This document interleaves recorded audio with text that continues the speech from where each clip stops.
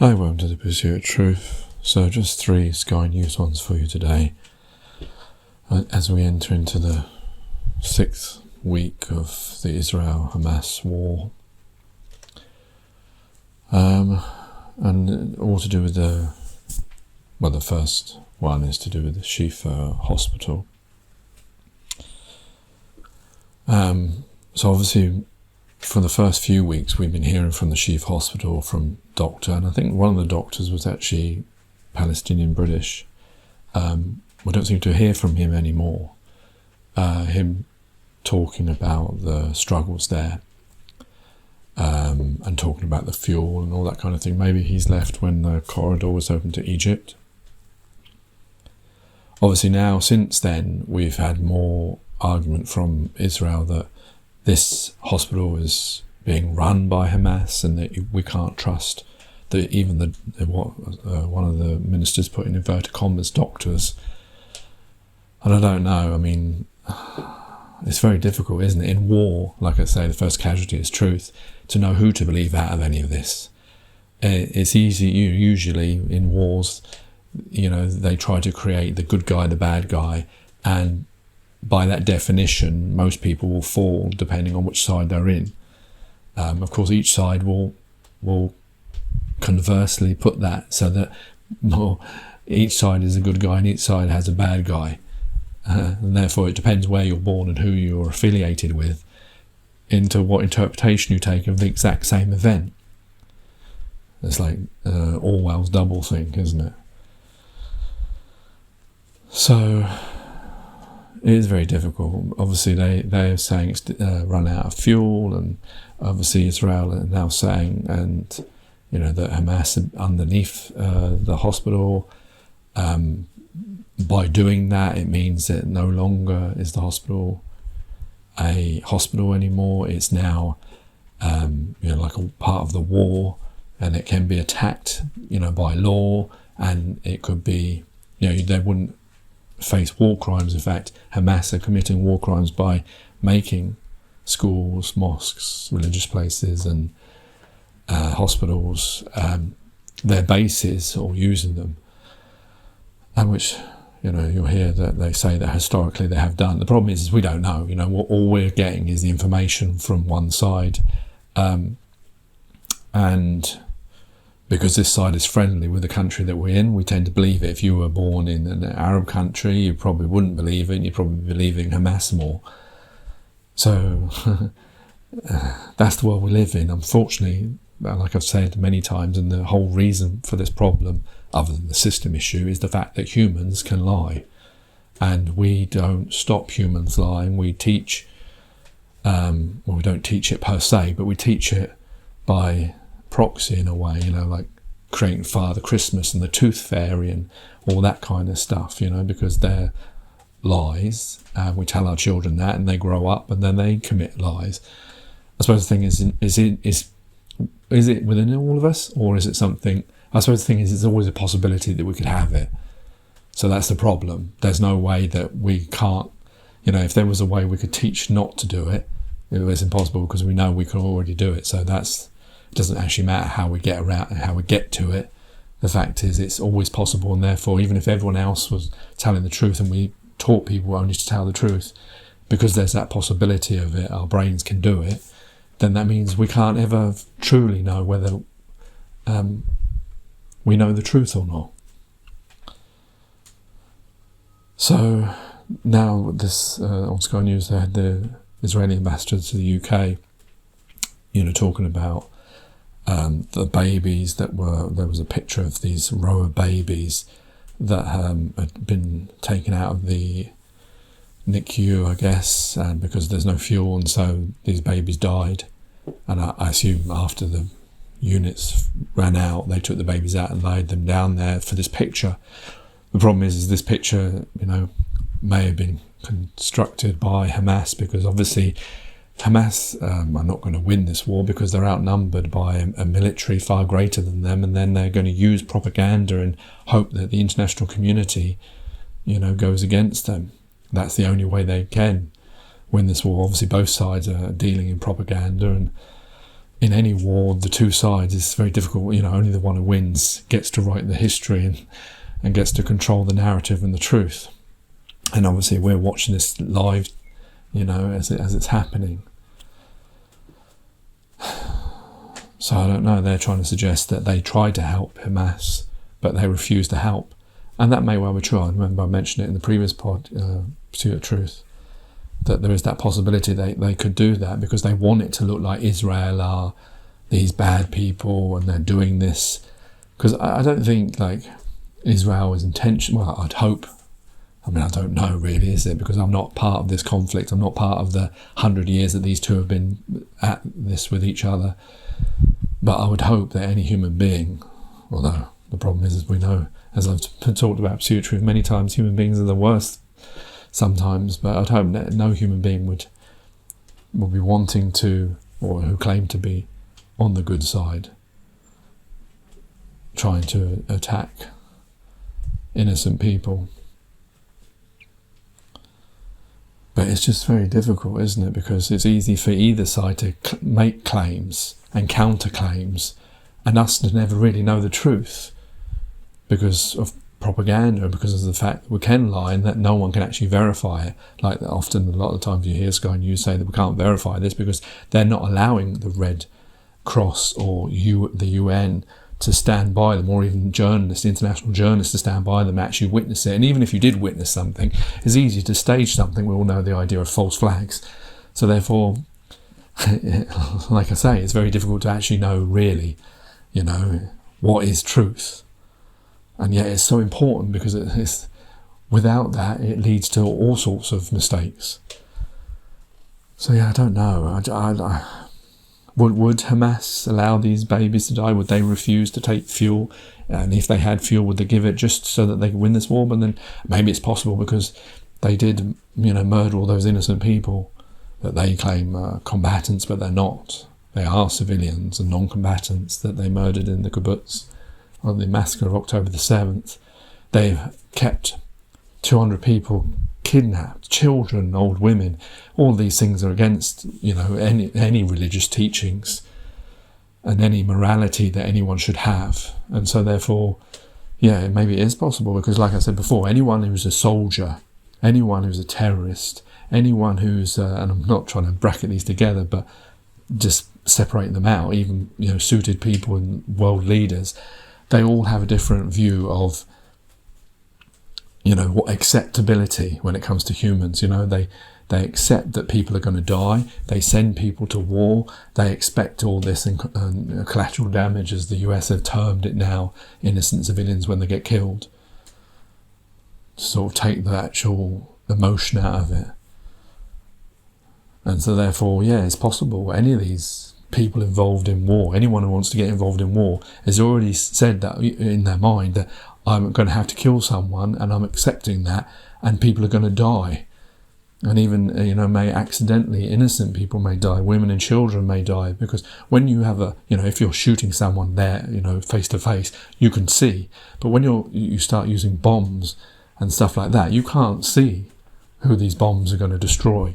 You've got intelligence, and that intelligence could be wrong, or like in the refugee camp where was it 100 people got killed and one of them was a soldier. Some people will decide that, well, that's acceptable. So I don't know, but it just was quite interesting to hear these next bits, and I suppose we don't really know who's telling the truth, but obviously I'm veering to the Israeli side. It does, I don't think they know that this is being watched. And I don't think they really have a grievance against the Palestinians, children and stuff like that, people in hospital. I would hope not anyway. But then again, we've seen the indiscriminate bombing. So maybe I'm giving them, a leeway that they don't deserve. But it's very difficult in this situation to believe that anyone would want children to die. But then both sides seem to have had in their hands that power, and they've taken it. And this is why I don't like war, because it doesn't matter who starts off the good guys and the bad guys, who ends the good guys and the bad guys. At the end of the day, you've had to kill people to get to this, and it's a failing of humanity when you have to start killing people. Well, that's my view anyway. In Gaza, Zippy Hottabelli, ambassador of Israel to the United Kingdom, is with us looking at the death toll. 11,240 Gazans, according to the Palestinian authorities. When's it going to stop? Oh, well, it's going to stop when Hamas will release our hostages, when Hamas will surrender, when Hamas will say, I'm not controlling the Gaza Strip anymore, and I'm not making this city a city of terror. This is when it's going to stop. And this is our duty to the people of Israel, to protect them, to make sure the 7th of October won't be repeated. Just like Hamas spokesperson keeps on saying, we will do it again and again and again. This is ideology that is a jihadi ideology that is dangerous both to Israelis and to the Palestinians. And this is why we must finish the job of dismantle all Hamas capabilities in the Gaza Strip. And hospitals. The hospitals is a very good point, Kay. I'm so glad you're raising it, because think what type of monstrous mind you need to have in order to make all your headquarters based in hospitals when you know you're making the patients your human shield. Isn't it a monstrous way of thinking of Hamas that they're taking those small babies out of the incubators? I mean, I was watching it yesterday. You have the babies there, and Israel is offering every help that can be offered. We brought incubators that can be protected by ambulances. We offer to evacuate those babies to the south area, to a safe place, to a safe hospital. We want to give them the best treatment in the world. And Hamas is using it to their propaganda. They're taking the babies out of the incubators, even though there is no reason to. There are backup incubators that Israel is providing. And look, I'm telling you, this is a sick mindset of Hamas, that he prefers to present his babies as if Israel is killing them, when he's the one who's making them lose life because of their cruel behavior for their own people. This is really something that everyone should condemn Hamas for. This is a war crime. This is a clear war crime, using hospitals as headquarters, turning them into military facilities, and using innocent babies in order to show propaganda against Israel. Nothing can be more cruel than that. What about bombing those hospitals? This is the thing I don't get, is after that was taught, I know it's difficult to come back on that, but why Kay didn't come back on any of anything said there? I mean, I don't know. Did Hamas, because she's claiming that Hamas took babies out of a unit and lined them up. I don't know. I would have thought they would have waited for them to die in the machine and then take them out. I don't think they would have. Would they have caused their deaths? Would other hospital people allow that? You know, I don't know. Hamas, are they actually in those units? I don't know, but I would have asked. You know, I would have thought. We've seen how the hospital has been on Sky News. They've been embedded in there, and they've been talking to the with video camera the doctor that was British Palestinian many times.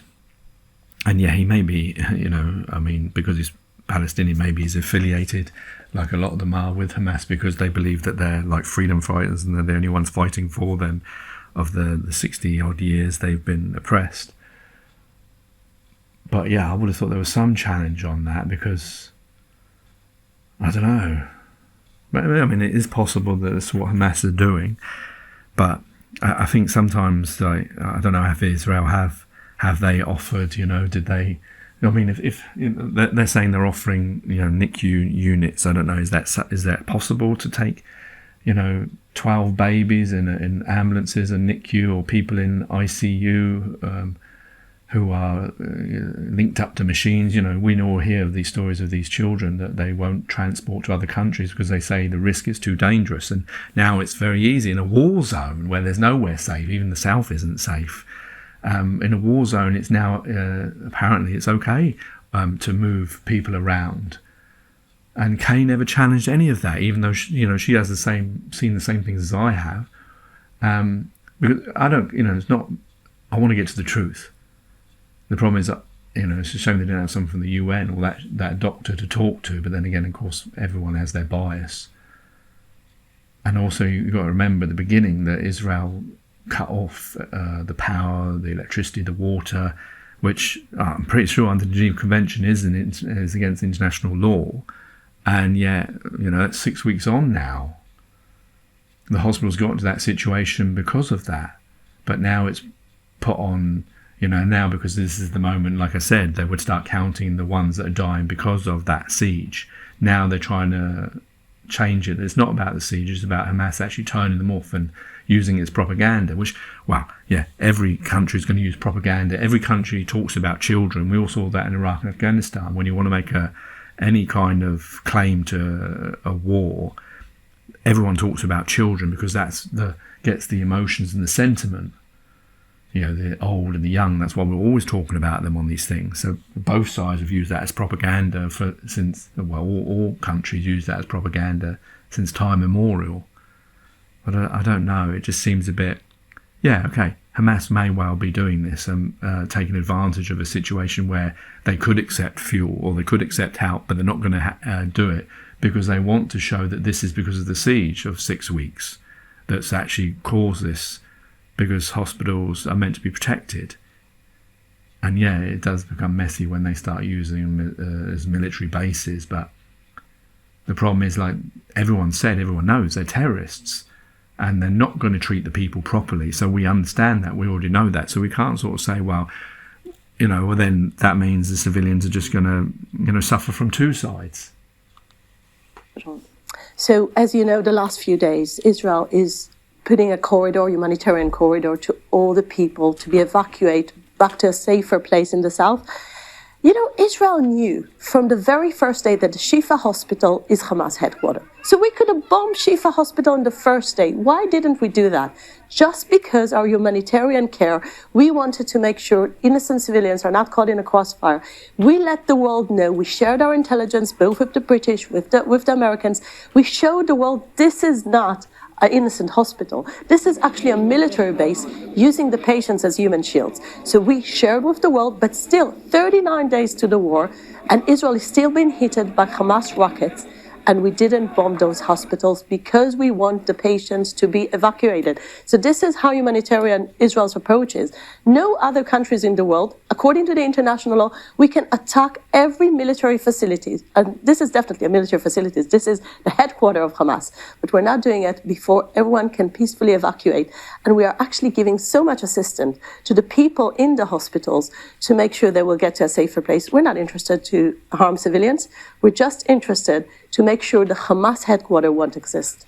Your actions have to be proportionate, though, don't they? Do you feel that they're proportionate? Absolutely, because the way the international law defines proportionate is the goal of the war and your actions. The goal of the war is to make sure the military machine of Hamas will be dismantled. In order to do that, you need to tackle the underground terror city that Hamas has built. I want to tell you something. We thought it was 300 kilometers. As we go deeply into the Gaza Strip, we realize every second house has this entrance to to an underground terror city. So they basically turned all the houses in the Gaza Strip to their own facilities. They took over schools, mosques, hospitals, almost everything you can imagine. Think about it as a ghost city that is turning into a terror city because they built this 1,000 kilometers underground city. By the way, it cost $1 billion to do that. So where all this money came from the generous support of the international community. They were thinking they're giving the money to the poor people of Gaza, but eventually it was Hamas stealing this humanitarian aid, giving it to its own military machine, creating this underground terror city. So this whole is horrific as it gets when you think about Hamas abuse of international aid. So you need to make sure Hamas won't exist after the war finishes. Back to the hospitals. Biden says that hospitals in Gaza Strip need to be protected better than they are. We definitely agree they need to be evacuated. We don't want to hurt the patients. So we want the hospitals to be evacuated. We already created a humanitarian corridor to create a safe way for the patients to go out. And it's Hamas that is preventing the patients to go. Or are you going to provide the necessary ambulances for those who can't? We did. We supplied already the ambulances. How are you saying that then? We are saying that. We are saying that clearly. Yeah. Just this morning, we saw IDF spokesperson having a footage of ambulance with incubators. So Israel is providing everything you need in order to make sure innocent children, babies, won't be hurt in the Gaza Strip. We care about human life. They don't. When they kidnapped our children, there are over 30 children. There are babies there. 11,200 dead. But where is your sympathy to those children? I mean, you were interviewing here the mothers of those innocent children that are still kidnapped in Hamas hands. 39 days, not even one signal of life from those poor babies that are kept hostage in Hamas hands. This is the real humanitarian crisis we need to speak about. The fact that Israelis till today don't know what happened to those children, don't know what happened. And as a woman, I must say that the fact there are over 100 women that Hamas is keeping in his hands, innocent women, did nothing to be in this horrible situation. This is something we all should protest. Holding women and babies is a war crime, and Hamas is committing this war crime. What about those babies that are dying in Gaza? I feel bad for every loss of life, but thank God over 1 million Palestinians they listened to the Israeli alerts. They prefer to be in the south area of Gaza, even though Hamas was trying to prevent them to do that. And I hope that every single individual in Gaza will be protected in those specific shelters Israel created with the international community, with the NGOs that are working on the field in the south area of Gaza. We can complete this war with minimized casualties. We are trying to do our best to minimize casualties. 11,000 dead. Some of them are terrorists, as you know. Not all of them. We're not targeting civilians. We're just targeting. What percentage do you think are terrorists? I believe over 50%. And if I may say something, your defense minister, your defense secretary, Grant Shapps, yesterday was saying here in Sky News, he was saying, wait a second, we forgot how war looks like. Civilians get caught in a crossfire. But as opposed to Britain in the Second World War, that it was indiscriminately hurting the cities of Germany, it's Israelis that are actually doing their best to minimize casualties. So we're not in the Second World War days. We're actually trying to minimize casualties. We're not targeting civilians, and we're doing our best to keep the people of Gaza safe, but we still need to target Hamas facilities that are based, as I said, in schools, in mosques, in hospitals. So we're trying to evacuate those places to make sure that this underground city of Hamas will be totally destroyed. Do you acknowledge then, from what you're saying, that obviously that has not been destroyed as yet, so inevitably there will be more civilian casualties? If everyone will take a safer shelter in the south area of Gaza, we will minimize casualties. There have been targets in the south, though, haven't they? No, we're not targeting those specific areas. We know where they are, and we don't target those places. So I can confirm clearly, Israel is not targeting the places where the Palestinians have their shelters, and we are targeting Hamas military machine that must be destroyed in order to have a better future, both to Israelis and Palestinians. Unfortunately, we must leave it there, but we appreciate you taking the time. Thank you very much. As always, Madam Ambassador, thank you very much indeed. Thank These you. are the latest images. I mean, at least she tried at the end, but so 50% she thinks are terrorists, so she thinks only 6,000 civilians have been killed. Well, I don't know. I mean, previously of the 11,000, it was 10,000. They said 3,000 of them were children. So 3,000 children, well, under 16s, have been killed. And in Israel, she said 30. I think she was talking about babies, though. This is the problem with war. You know, once you start fighting, you lose morality. There's no way you can ever justify killing of human lives when you start doing, because it's now become a situation where you've actually killed more than a massacre. So what is that then? And that's where, you know, war is not the answer. And there's that John Lennon song. And that's why I oppose war, because it doesn't look. How do you square that all these innocent people are going to get killed, even though you say you're not targeting them, and you know you've got more intelligence, say in the Second World War or Iraq and Afghanistan, but it doesn't matter, because at the end of the day, you've managed to kill 11,000 people, and yeah, even if 50% of them are Hamas, which is a lot, then that's 6,000 that were innocent, and a good 1,000 or so children who are definitely 100% innocent of anything.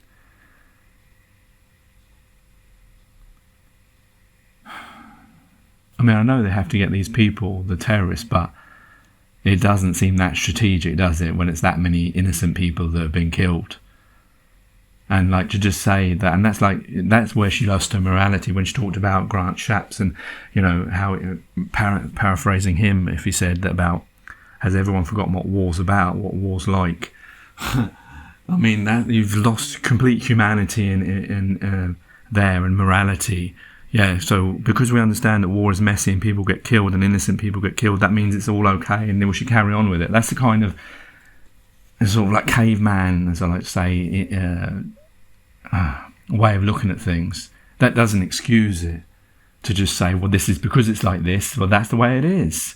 So we must accept all these young children dying. But what if we don't want to see young children dying? What if we think it's unacceptable that we live in the 21st century and we're meant to be evolved, and yet look at us letting children, they're one existence, remember.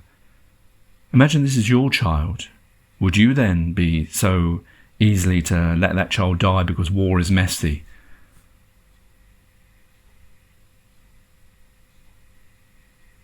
All war does is kill people.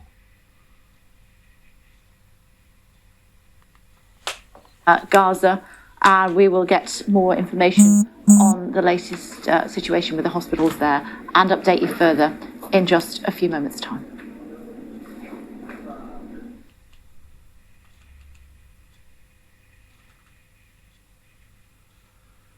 Here's the next one. I did not put it in the right place.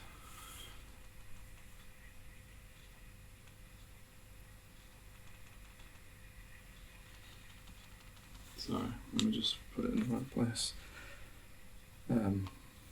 They sort of recap on this a bit, and they're in Jerusalem, and they show you the hospital.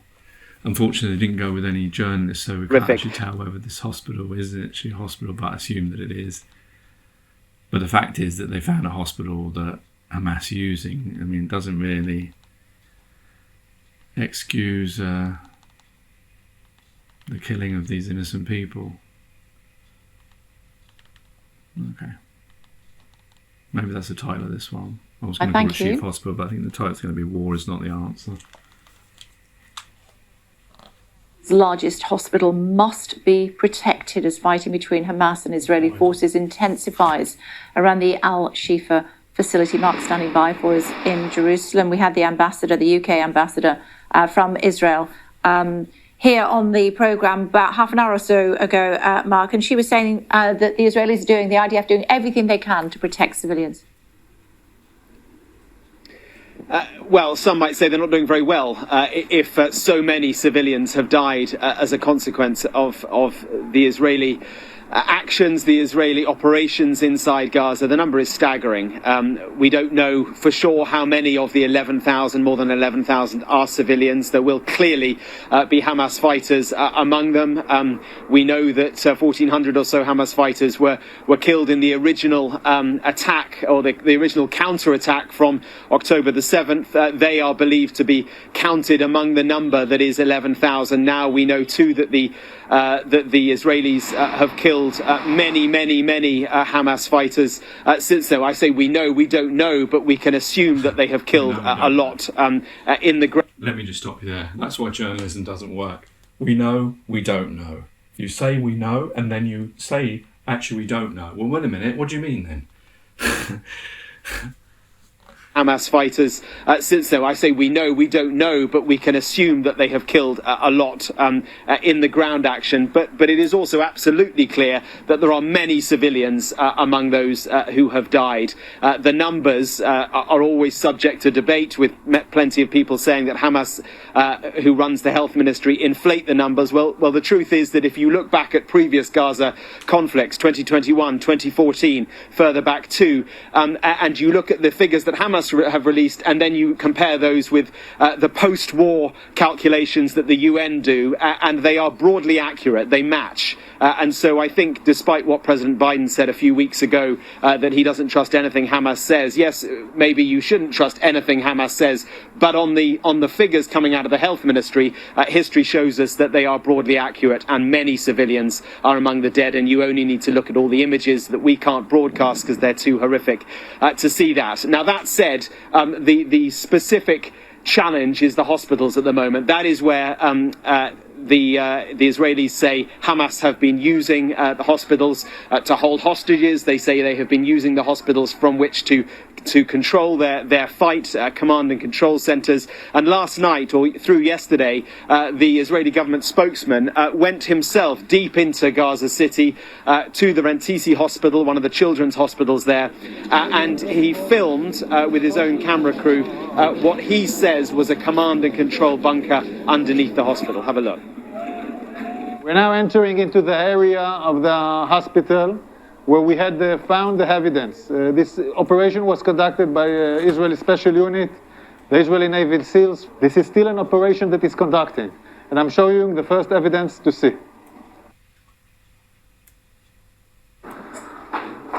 We are now in the area of the basement of the hospital. I want to show you a room where we found all the gear, the operational gear of Hamas. Hamas is using hospitals, like we showed the evidence in Shifa Hospital. In other hospitals, we are now seeing it in live in Rantisi Hospital. An operation still conducting right now. Look at what Hamas is holding inside the hospital. I want you to understand, this kind of gear is a gear for a major fight.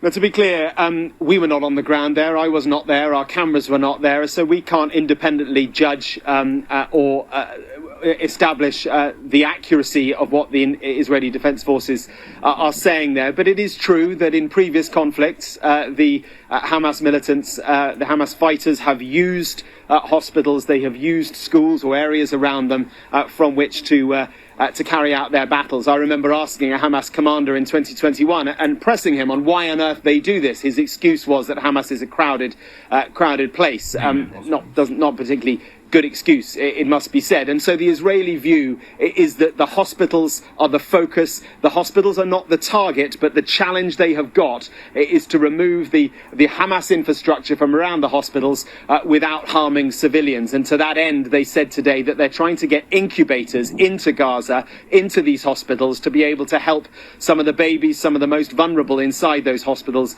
who have not been able to leave. I think what is interesting is that what we haven't seen at the moment is independent observers alongside the IDF going into those hospitals so that they can independently judge, people like the Red Cross, the UN, so that they can judge independently what it is that we are looking at. One final point I would make, Kay, the language of President Biden and indeed of Rishi Sunak at his speech last night is shifting. I think they are being harder and showing more concern now for the number of civilians dying and the tactics being used by the Israelis. I did sense certainly in his language last night that Rishi Sunak was stronger on that and certainly seemed to suggest a more active role by the British in trying to mould the challenges ahead, shall we say. Okay, thanks. I mentioned the Israeli ambassador to the UK a little bit earlier on. This is what she said. The goal of the war is to make sure the military machine of Hamas will be dismantled. In order to do that, you need to tackle the underground terror city that Hamas has built. I want to tell you something. We thought it was 300 kilometers. As we go deeply into the Gaza Strip, we realize every second house has this entrance to to an underground terror city. So they basically turned all the houses in the Gaza Strip to their own facilities. They took over schools, mosques, hospitals, almost everything you can imagine. Think about it as a ghost city that is turning into a terror city because they built this 1,000 kilometers underground city. By the way, it cost $1 billion. The SNP has called on newly appointed Foreign Secretary Lord Cameron to urgently reset the government's position on a ceasefire in Gaza. MPs will have the opportunity to vote on an immediate ceasefire in the Commons tomorrow, a move that's backed by the United Nations. Earlier, I asked the director of Palestinian Solidarity Campaign what he would say to the politicians who are thinking of voting against a ceasefire. You're saying that politicians who don't vote in favour of this amendment are morally corrupt? I would say reach for your moral conscience, but reach for the application of international law. History will judge us on how we act now, all of us, but particularly political leaders. And we have to, if we believe in the principles of human rights and international law, we have to apply those indiscriminately. And if people are committing war crimes, no politician in the House of Commons had any difficulty in calling out Putin for his illegal occupation of Ukraine and his bombing of Ukrainian civilians. But the numbers being killed in Gaza are far exceeding that. There's a simple moral test, and if people cannot call for a ceasefire, it's very difficult, and I speak as a Palestinian, it's very difficult not to form the judgment that what's there is Palestinian lives. Okay, some comparisons that you can make there, but lots of others you can't. Let me ask about Hamas. Do you condemn them for working in the basement of hospitals? Well, look, again, the framework has to be international law, and I've been consistent from the start. The framework is international law. International law is very clear about what is legal and what is not legal. Well, I put Benjamin's comments to Labour's Darren Jones. Here's what he told me. It's that language that is deeply unhelpful, because, look, Kate, if for a moment I thought that voting for an amendment on a King's speech would actually affect a ceasefire in the Middle East, I would vote for it. Absolutely, I would. We would all vote for it. Well, it is symbolism because it doesn't achieve anything. What it does is it just says something, when actually what you have to do is to try to work with partners in what is a very complicated set of circumstances, changing every day to try to get to peace, which we all want. Trying to get to peace, which we all want. But he won't vote on a UK tomorrow. He's saying, like, if he thought it'd make a difference, he would. Well, obviously anything that's done in the UK is not going to make any difference to anywhere other than in the UK, because we only have sovereignty over the UK. But it would send a signal, wouldn't it? But anyway, still, the question being asked is, should there be a ceasefire or not?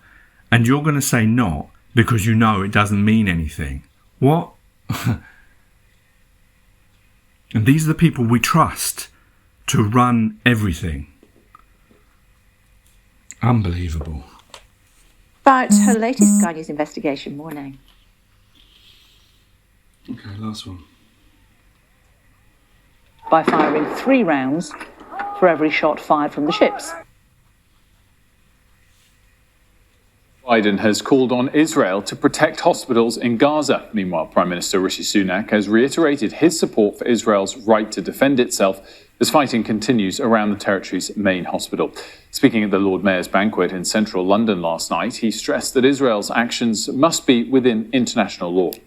Israel must be able to defend itself against terror, restore its security, and bring the hostages home.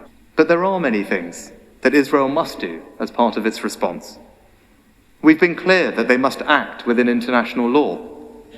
They must take all measures to protect innocent civilians, including at hospitals, stop extremist violence in the West Bank, and allow more aid into Gaza.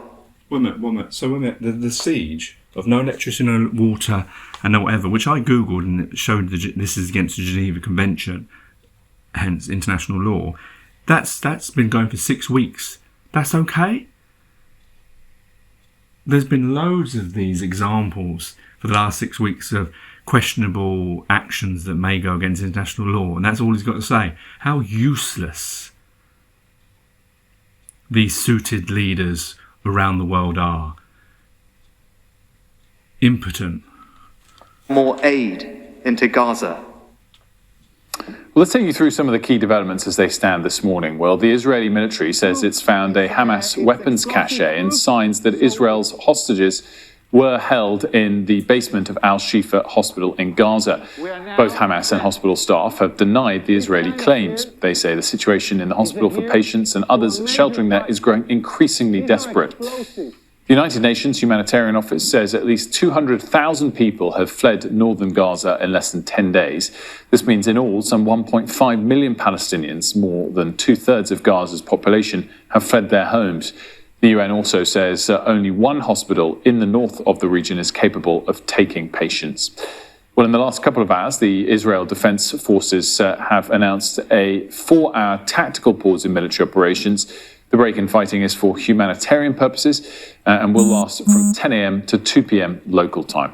While International Affairs editor Dominic Waghorn's in Tel Aviv, where a march demanding the release of hostages is taking place. And no doubt also, Dominic, a lot of focus where you are is on the slight change in rhetoric from some international leaders like President Biden?